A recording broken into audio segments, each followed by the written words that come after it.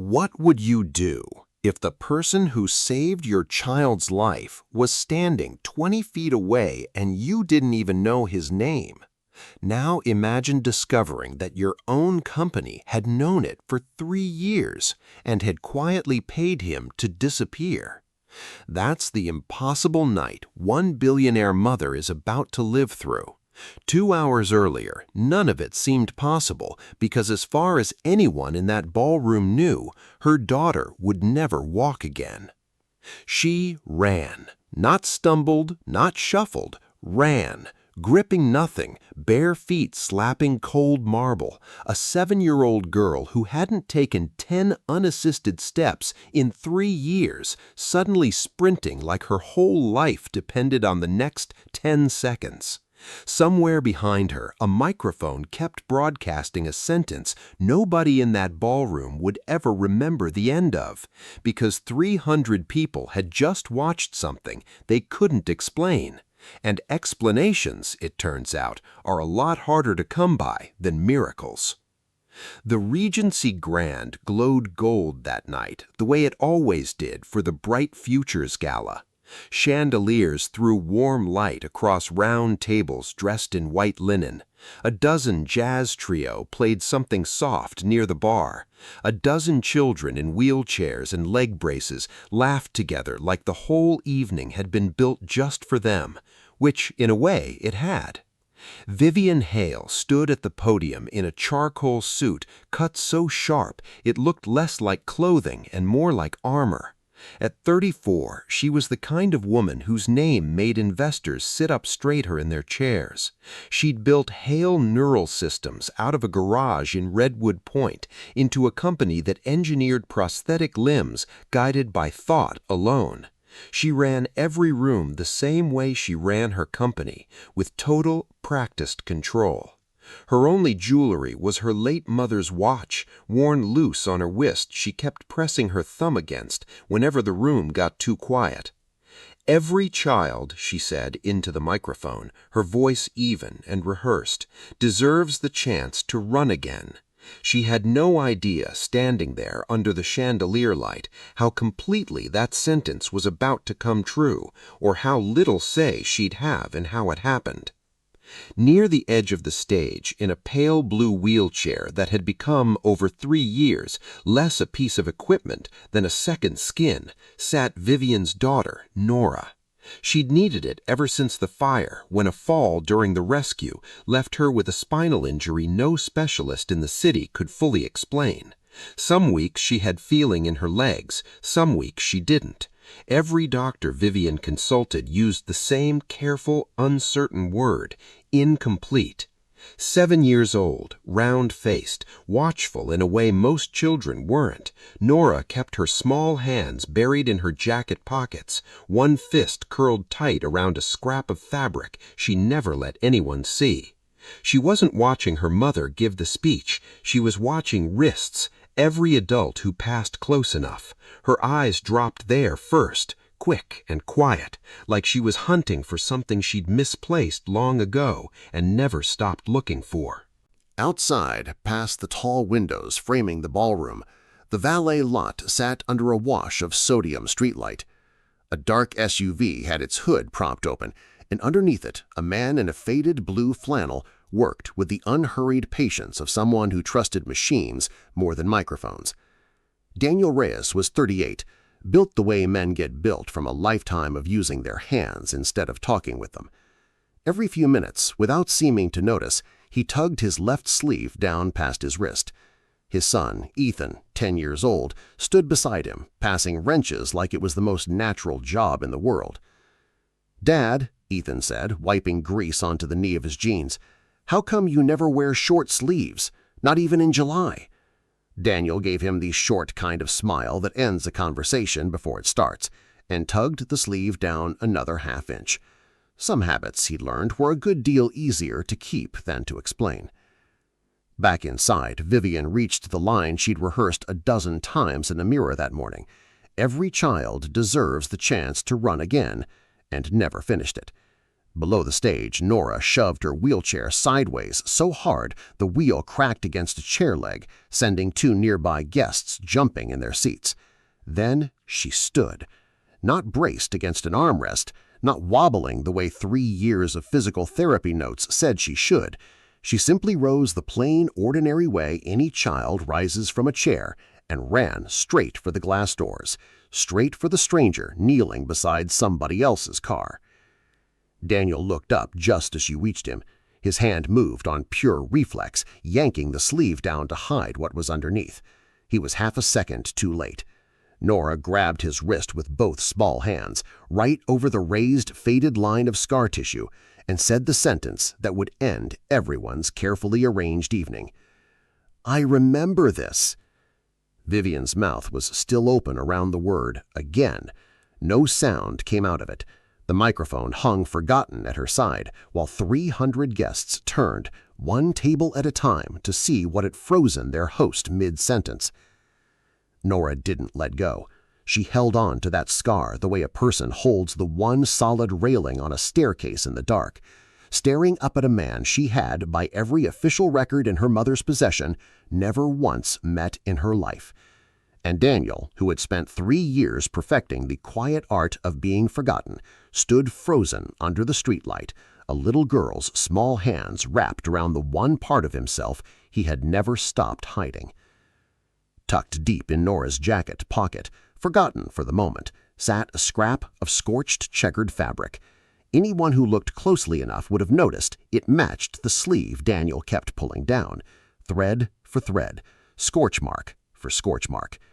Nobody was looking that closely yet. By the end of the night, everybody would be, and nothing about either family's carefully built life would look quite the same again. The murmuring started before Vivian even reached the doors. Phones came up around the ballroom. Dozens of small, glowing rectangles turned toward the window, where a girl in a party dress stood gripping a mechanic's wrist like her life had been rebuilt around that single point of contact. Vivian's heels struck the marble floor hard and fast, each step louder than the jazz trio that had gone quiet somewhere behind her. "Nora!" Her voice came out rougher than she meant it to. "Nora, baby, come here." Daniel tried to do the gentle thing. He crouched, easing his wrist free of Nora's grip with the same careful patience he used on a stripped bolt. Slow, steady, no sudden force. "I think you've got me confused with somebody else, sweetheart," he said, low enough that only she and Vivian could hear. "I'm not who you think I am." Nora didn't budge. She pointed straight at the scar, at the exact place where the skin folded and puckered pink against tan, and said the kind of detail nobody teaches a 7-year-old to invent. "You got burned pushing the window open so I could crawl out. I remember the smoke on your shirt. It smelled like a campfire that went wrong." That was the first small hinge the whole night would turn on, because Daniel went still, not confused, caught still, the way a man goes quiet when a memory he buried on purpose climbs back out of the ground on its own.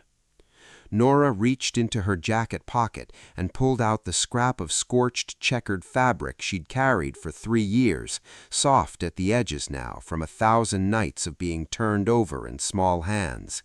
She held it up against Daniel's sleeve. The pattern matched, the burn marks matched, even the frayed stitching along one edge matched, thread for thread. Nobody in that circle of onlookers said a word. Somewhere, a champagne glass set down on a table sounded like a gunshot.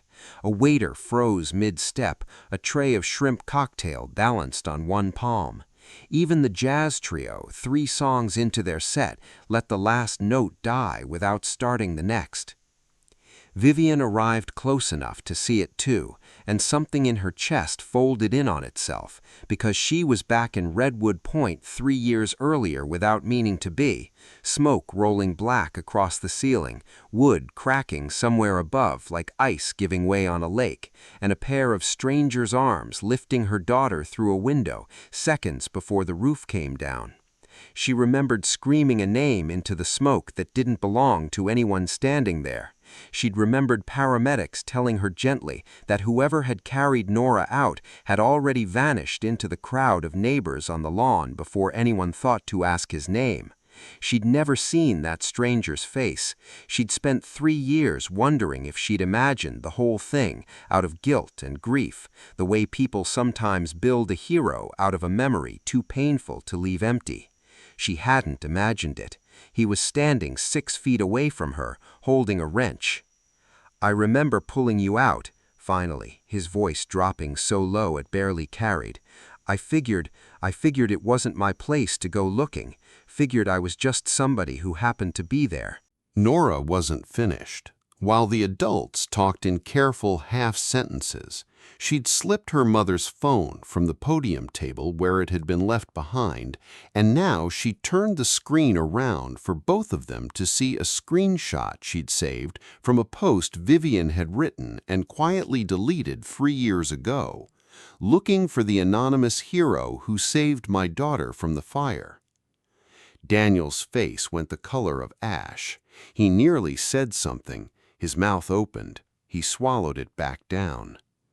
That was when Ethan, who'd been standing silent through all of it, gripping a wrench like a life preserver, spoke up in the plain, unfiltered way 10-year-olds do. "Dad told me about a kid in a fire once. He said he wasn't worth being remembered for it. That's why he never said anything." The words landed in the middle of the circle like a dropped plate. Vivian asked quietly for a private room to talk. Daniel shook his head, already reaching for Ethan's shoulder. "I don't need anything from you," he said, flat and final. "I just want to take my son home." He might have gotten away with it too if a guest standing near the door hadn't already been filming the whole exchange on her phone. The clip went up within minutes, a 30-second video captioned, "Paralyzed girl suddenly runs to a mechanic. Who is he?" And it moved through the gala's private chat threads the way spilled water moves across a tile floor, fast and into every corner at once. By the time Vivian's phone started buzzing, it hadn't stopped in almost a decade. Her general counsel first, then her head of communications, breathless. "We need to control this before a real outlet picks it up. Do not let this become a headline." Vivian looked at Daniel across the lobby with an expression sharpened by 3 years of boardrooms, the look of a woman who assumed, because it was easier than the alternative, that this man had shown up tonight wanting something: money, leverage, a story to sell. Daniel looked back at her the same way, hardened by a version of the same fear. He assumed, because his own history had taught him to, that she was seconds from offering him another check to disappear quietly, the way somebody once already had. Neither of them said that out loud. They didn't have to. Nora watched both their faces do the same thing at the same time, and something in her small chest cracked a little further. She saw the text light up on her mother's phone screen before Vivian could turn it face down. "Keep this contained. Do not let press near it." Nora didn't say anything. She just tucked that sentence away with everything else she was learning to carry alone. Daniel left the hotel with Ethan's hand in his, footsteps echoing across the lobby, refusing any offer to talk further. Vivian carried Nora back up to the penthouse in silence, the city lights sliding past the car windows like something underwater. That night, once the apartment had gone dark and quiet, Nora lay very still under her covers and counted to 200, the way she used to count through fire drills at school. She thought about the way her mother's voice had sounded on the phone with the lawyer, careful, clipped, like someone reading instructions off a card instead of speaking from her heart, her own heart. She thought about the way Daniel's hand had trembled just slightly when he pulled his sleeve back down for the second time that night. Somewhere between those two thoughts, she made up her mind. She got up, found her coat, and slipped down the hallway past the room where the housekeeper usually left a nightlight burning. She asked the family's old driver, the one who still slipped her butterscotch candies from his coat pocket, who'd known her since before the fire, back when she still had 2 working legs and no reason yet to study strangers' wrists, to take her somewhere her mother had never once let her go alone. A garage across town, its lights still burning long after closing time, waiting the way porch lights wait for a child to finally come home. Whatever was sitting under that garage's fluorescent hum was about to turn one difficult night into something neither family would ever be able to take back. He lied to a 7-year-old's face to protect his son. Her company paid a hero to vanish to protect a brand. The garage smelled like motor oil and cold metal. The kind of quiet that only exists after a long day of work has finally stopped. A single fluorescent tube buzzed overhead, flickering every few seconds the way it had for years, the kind of fix that always waited behind a paying customer's car. Reyes Auto sat on a quiet street, wedged between a laundromat and a shop that sold kayaks nobody bought in winter. At this hour, it was the only building on the block with its lights still on. Daniel was bent over an old sedan, half his mind still back at the hotel, replaying the moment a stranger's daughter had grabbed his wrist in front of 300 people, when he heard footsteps too small and too light to belong to any adult. He looked up. Nora stood in the doorway, still in her party dress, hair wind-blown from the drive, cheeks pink from the cold. His first instinct was to reach for his phone and call Vivian. His second instinct, the one that stopped him cold, came from Nora's mouth before he could act on the first. "You left an anonymous comment under Mom's post. I found it. The account was called Just a Mechanic. That was you." Daniel didn't answer. He didn't need to. His face answered for him, and it was the kind of answer a person can't take back once it's in the open air. He sat down hard on the metal stool by his workbench, hands shaking slightly, the way hands shake after holding something heavy for too long and finally being allowed to set it down. Because this wasn't just a story about a man who'd saved a stranger's daughter and quietly walked away, satisfied never to be thanked. This was a man who had seen Vivian searching for him, who had read her words alone at night on his phone, and typed and deleted 100 replies before finally leaving one small anonymous comment nobody was ever supposed to trace back to him. He had known, and he had chosen on purpose to stay hidden. "Why didn't you say something?" Nora asked, stepping closer, her voice trembling but steady underneath it, the way a bridge can shake in the wind without ever actually falling.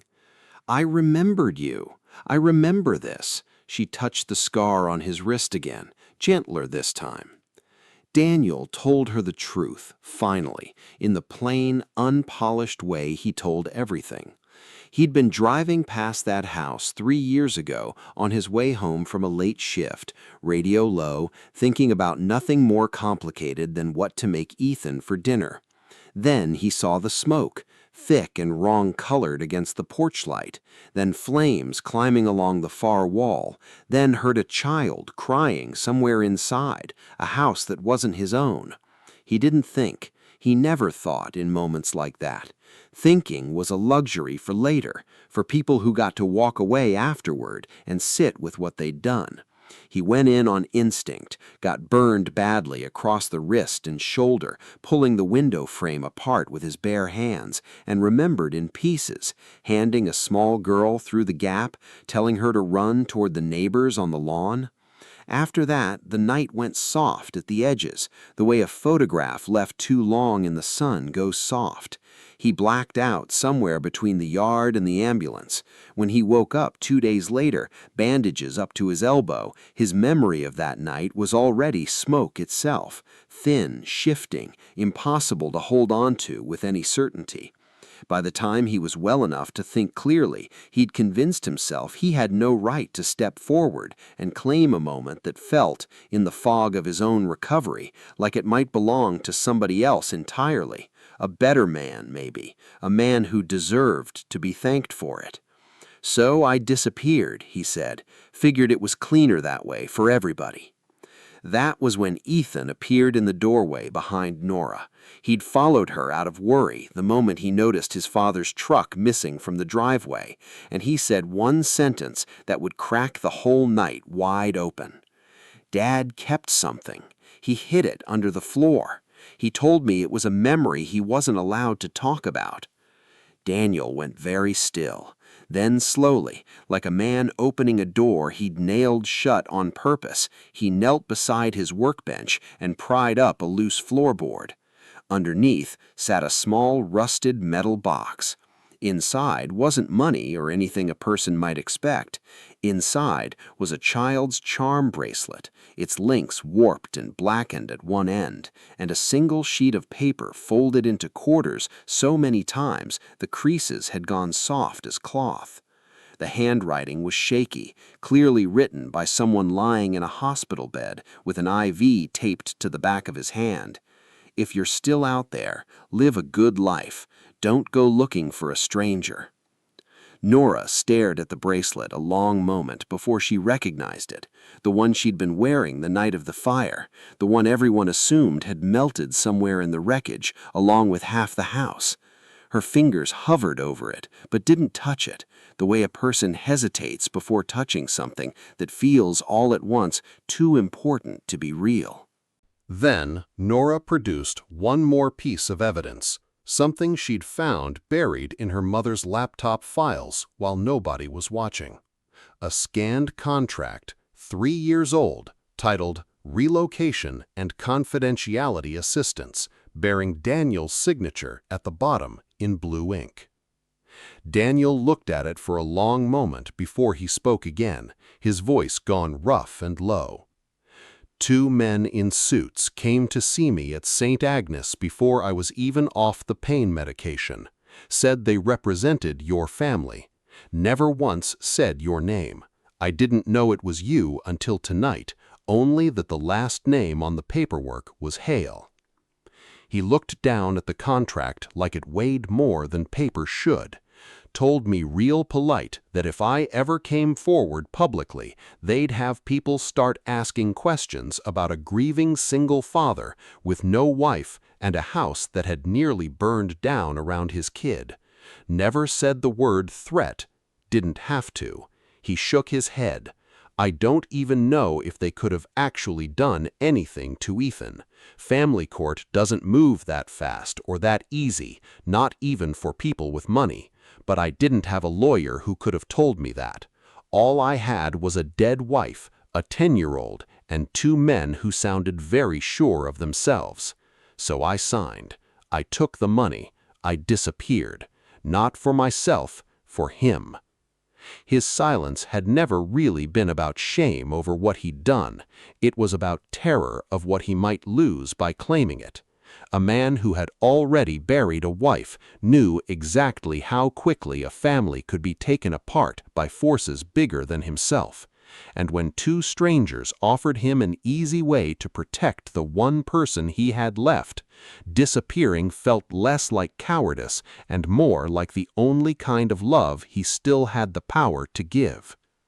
The hero everyone in that ballroom wanted to celebrate, and the frightened father who'd signed that contract in a hospital bed had been the exact same man the entire time. This wasn't a man who'd sold his silence for comfort. This was a father who'd been quietly frightened into vanishing, not by Vivian herself, who had never once been told his name, but by a machine she'd built and never thought to look inside, a legal and crisis management apparatus trained long before that fire to make any inconvenient truth disappear quietly, efficiently, with or without her direct instruction. Because Vivian was standing in the doorway now. She'd noticed Nora missing from her bed at midnight, tracked her phone's location with hands that wouldn't stop shaking, and driven across the city, still in her gala heels, arriving just in time to hear every word of it. Her face had gone the color of old paper under the garage's fluorescent light. "I never knew your name," she said, barely above a whisper. "I posted that whole thing asking the internet to find you. I meant it. I never knew my own people had already found you first and paid you to vanish before I ever got the chance." The garage went completely silent. Nora looked at her mother, then at Daniel, and the tears she'd been holding back all night finally slipped free. Ethan stood frozen, gripping the workbench edge like it was the only steady thing left in the room. Daniel didn't say another word. He simply reached for his sleeve and pulled it down again, slower this time than he ever had before, as if the scar underneath had grown heavier with every hour that had passed since the ballroom. The garage was still holding its breath from the last revelation when Vivian's phone lit up in her hand, buzzing against her palm like something alive. Not one call, a chain of them, back to back, urgent, the kind of ringing that only ever means the ground has shifted under a company while its founder wasn't looking. She answered it standing right there, because there was no version of tonight left where she could ask for privacy. The screen filled with the cold, composed faces of her board chair and two of her largest investors, all three of them already awake at close to 1 in the morning, which told her everything she needed to know about how far the video had already traveled. Behind her, she could make out the corner of a home office bookshelf, a coffee mug, the ordinary furniture of lives that were about to make a very unordinary decision about hers. They'd seen it. Of course they'd seen it. A grainy 30-second clip of a paralyzed girl suddenly running to a stranger's arms, shared into every private chat thread the gala's guest list had access to, then screenshotted, then reposted with captions that grew more dramatic each time. And now the story attached to it had grown teeth. Hero mechanics silenced with hush money to protect a tech founder's image. Someone had already dug up the old deleted post. Someone else had connected Daniel's name to Reyes Auto. It was, Vivian realized with a sick, sinking clarity, no longer a rumor. It was a headline waiting to be published. The chair didn't waste time on pleasantries. If the story wasn't contained within 24 hours, they told her flatly, the company's two largest backers were prepared to pull their funding and sever ties publicly. An empire Vivian had built with a decade of 18-hour days was suddenly one bad news cycle away from collapsing because of a 30-second video nobody had asked permission to film. Daniel stood listening, arms crossed, saying nothing. Then his own phone rang. It was his attorney, the same one, in fact, who'd helped him sign the confidentiality agreement 3 years earlier, back when Daniel had been too exhausted with grief to read past the settlement number. His voice on the line was fast and clipped. Someone, his best guess, a board member trying to get ahead of the scandal before it could touch Hale Neural Systems directly, had anonymously flagged the old settlement to the state's child welfare office, framing the relocation payment as undisclosed income and raising concerns about the stability of Ethan's home.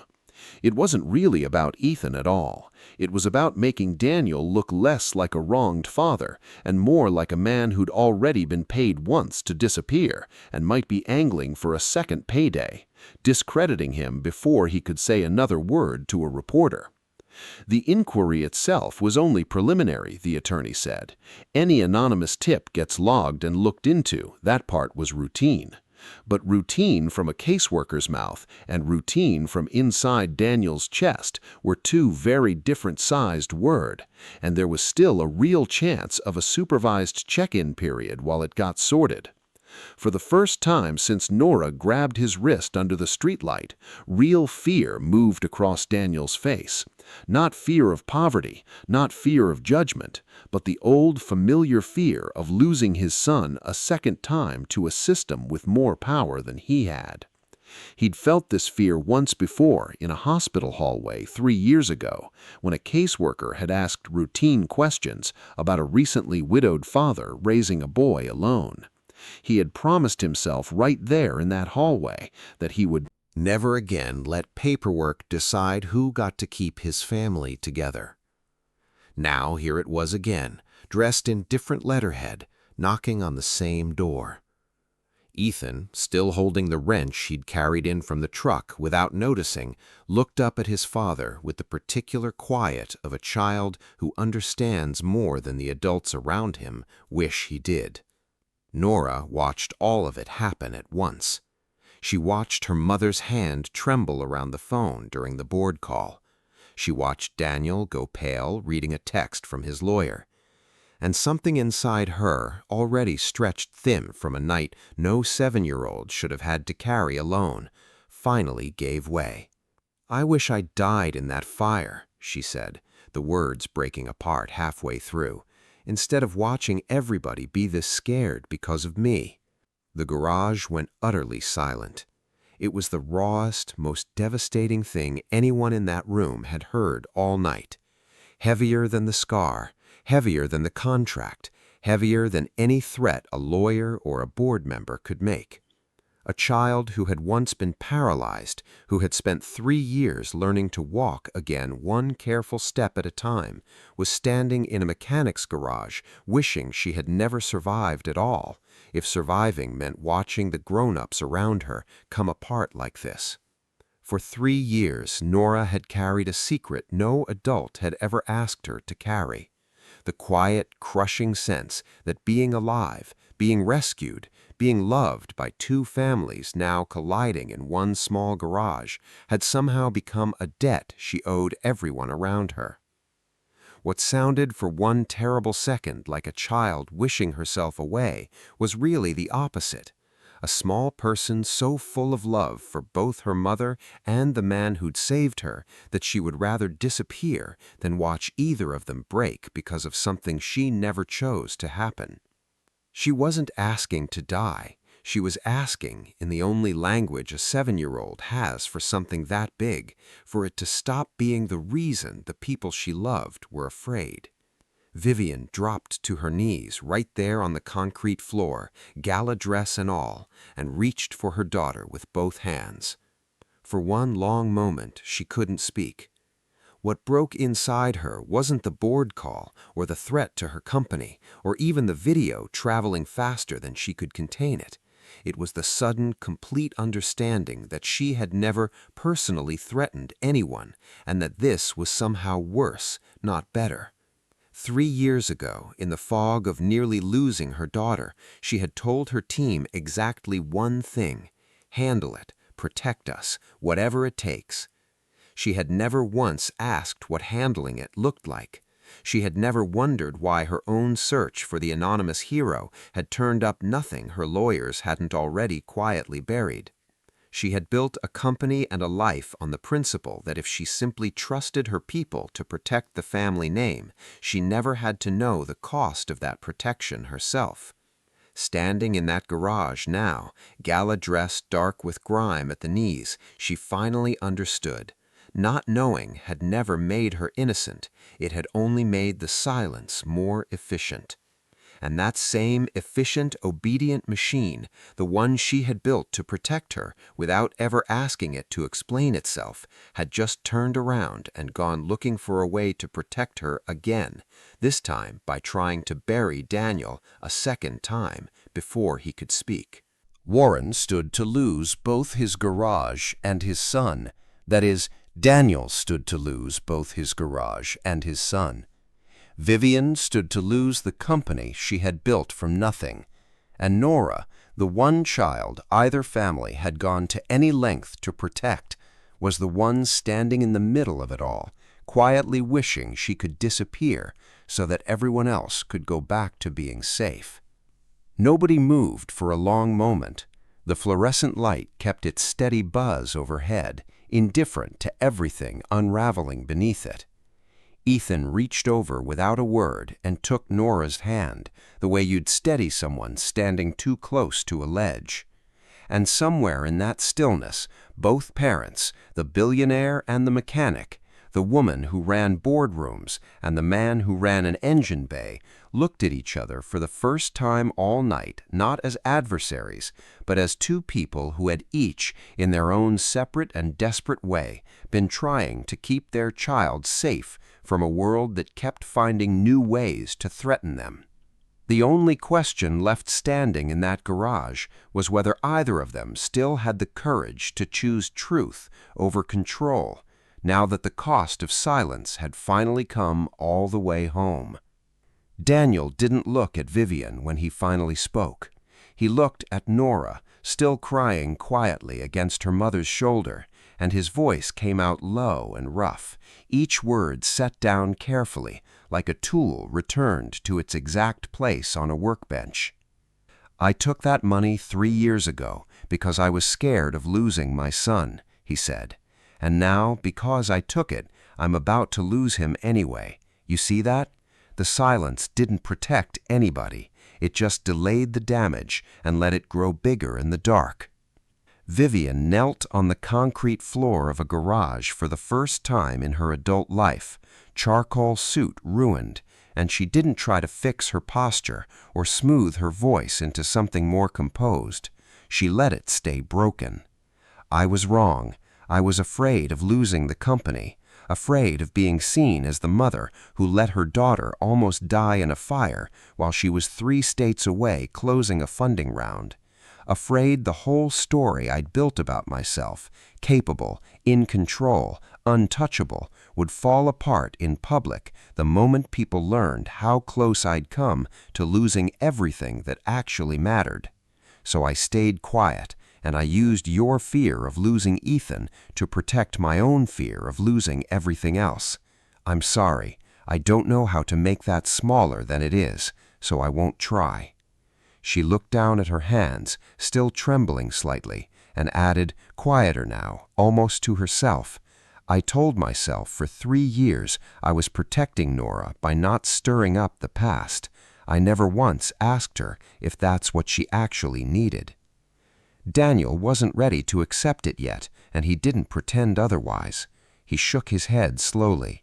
An apology doesn't hand Ethan back 3 years of knowing his father saved somebody's life.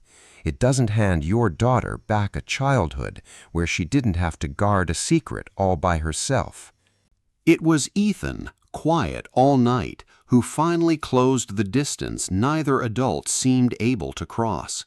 He walked over to Nora, took her hand the plain, unhesitating way kids do when the grown-ups around them have forgotten how simple some things actually are, and said, "I don't want Dad to lose the garage, and I don't want you wishing you weren't here. Can we just tell the truth now, all of it?" 10 years old, and he'd said in one sentence what neither parent had managed all night. Nora looked down at their joined hands, then up at Ethan, and for the first time since the ballroom, something close to a real smile moved across her face. Small, uncertain, but real. It was the kind of smile that comes not from things getting easier, but from realizing you're no longer the only one carrying the weight. Something in the room shifted. Vivian and Daniel looked at each other, really looked, maybe for the first time since the streetlight. And for a moment, neither of them was a tech founder or a mechanic, a board chair or a confidentiality agreement. They were only two parents who had spent 3 years each terrified of losing a child, in different rooms, by different fires, never once realizing how much of that fear they shared. That was when the flashbulbs hit the garage windows. A cluster of local reporters, tipped off by the viral clip, along with 2 members of Vivian's own board who'd tracked her location the same way she'd tracked her daughters, had gathered outside Reyes Auto. Cameras were already rolling. Whatever happened next wasn't going to stay contained in this garage. The story, one way or another, was about to leave their hands entirely. Vivian stood, wiped the grease from her knees with the back of one hand, and looked at Daniel and both children in turn. There was no rehearsed line left in her, no podium voice, no practiced cadence, just a plain decision, made the way most real decisions get made, quietly and all at once. I'm not going to contain this anymore. I'm going to tell the truth, even if it costs me everything I've spent 10 years building. Every deal Vivian had ever closed, every crisis her company had ever survived, had taught her that control was the same thing as safety, that if she could manage a story well enough, nothing in it could actually hurt her. Standing in that garage, she finally understood the math had been wrong the whole time. The tighter she'd gripped the narrative, the more it had cost the very people she loved most. Walking through that door to tell the truth wasn't bravery in any way a boardroom would recognize. It was the first time in years she had chosen to be powerless on purpose. Daniel studied her face for a long moment, checking it the way he checked a repair before trusting it back out on the road. Whatever he found there must have been enough because he gave one small nod. Not forgiveness yet, not quite, but the first honest agreement to walk in the same direction. Nora wiped her face with the back of her hand and stood a little straighter between them, the way a person stands when they finally set something heavy down. She looked at the garage door, at the flashbulbs blinking through the frosted glass, and at the 2 people who loved her in 2 very different, very imperfect ways. Ethan still hadn't let go of her hand. Outside, the reporters kept waiting, cameras trained on a garage door that hadn't opened yet. Inside, 4 people who had spent one impossible night colliding with 3 years of buried truth stood together in the fluorescent hum, none of them quite ready to walk out that door, but for the first time all night, none of them wanting to run from it either. Vivian reached for Nora's other hand. Daniel rested his palm briefly on his son's shoulder. It was a small gesture, the kind that wouldn't make it into any headline written about tonight, but it was the first honest thing either parent had done since the moment Nora's chair had cracked against that chair leg in the ballroom. Whatever waited on the other side of that door, they were finally going to face it the way the fire should have been faced 3 years earlier, together, in the open, with nothing left hidden in a rusted box under the floorboards or buried in a contract nobody was ever supposed to read twice. The garage door creaked as Daniel reached for the handle. Somewhere behind him, Nora took a breath that didn't shake nearly as much as the ones before it. It was time to stop protecting the story everyone had built and start telling the one that was actually true. Nora wiped her face with the back of her hand and took a breath so deep it seemed to steady the whole room around her. Then she did something nobody expected, not even Vivian, who had spent 3 years watching every physical therapy session, tracking every inch of progress in a binder she kept on her nightstand. She stood up on her own. No wall, no wheelchair, no hand under her elbow. Fully, easily, the way a person stands when they've finally stopped waiting for permission. She didn't run to Daniel the way the whole night had been building toward. She walked, slow and sure, and took his hand in one of hers. Then she reached back and took her mother's hand in the other, and she pulled them both together toward the garage door, toward the cameras, toward the flashbulbs, toward the truth that had been waiting 3 years to be told out loud.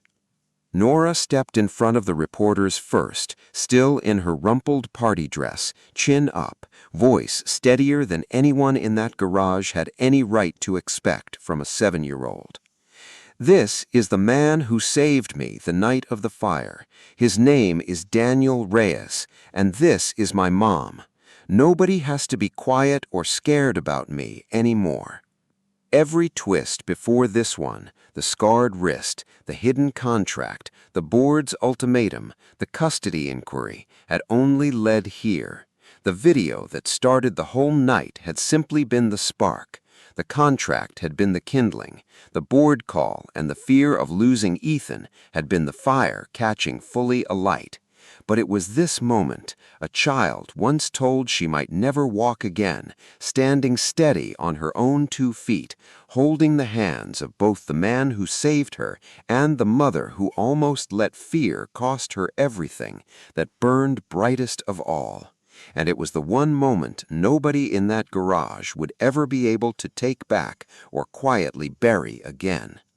Vivian lost the thing she'd feared losing most, control over her own story. Daniel lost the thing he used to protect his son, the safety of staying invisible. But what they gained back, standing there in front of the cameras, was larger than either loss. Nora no longer had to carry a secret by herself. Ethan no longer had to wonder if his father might vanish, the way the story about the fire once had. And for the first time in 3 years, nobody in that garage had a scar left to hide under a sleeve. 3 months later, the Bright Futures Gala returned to the same gold-lit ballroom at the Regency Grand. This time, Vivian didn't open with a rehearsed line about products or funding rounds. She simply said, "The man who saved my daughter was never anonymous. His name is Daniel Reyes, and for 3 years, I was the reason nobody knew it." Daniel stood near the front row, one hand resting on Ethan's shoulder, the other holding Nora's, who stood tall and steady beside him. He didn't pull his sleeve down this time. The scar on his wrist caught the stage lights plainly, openly, the way any old wound looks once a person finally stops being ashamed of surviving it. Nora smiled up at him, the first smile all night that didn't carry the weight of a secret underneath it. The custody inquiry had closed within a week, quietly, once the truth came out, and Vivian herself had provided a statement clearing away every shadow the old contract had cast. Reyes Auto stayed open. Vivian's board, rattled at first by the headlines, found instead that the honesty steadied more than it shook. Investors, it turned out, trusted a founder who told the truth under pressure a great deal more than one who tried to manage her way around it. Ethan had started coming by the Hale offices some Saturdays, more interested in the robotics lab than any of it, while Nora had taken up learning basic engine repair from Daniel, one bolt at a time, in the same garage where the whole truth had finally come out. This story is a reminder that silence, even when it feels like protection, can grow heavier than the truth it was meant to guard. Vivian believed staying quiet for 3 years would keep her family safe. Instead, it nearly cost her the people she loved most. And it took a 7-year-old's courage to prove that truth, however late, is stronger than any story built to protect it. Most of us are carrying some version of that same silence, a thing we've been meaning to say but keep setting aside, telling ourselves it will be easier later. It rarely is. If there's someone in your life you've been protecting with silence, this week is the week to change that. Not with a grand gesture, with something small and specific. Tonight, before bed, write one true thing you've been meaning to say to someone and mail it. Not a text, an actual letter, something they can hold in their own kitchen. If it's an apology you're carrying, don't wait for the perfect sentence. Say the first honest thing that comes to mind. Silence rarely needs eloquence to end it. It only needs one voice willing to go first.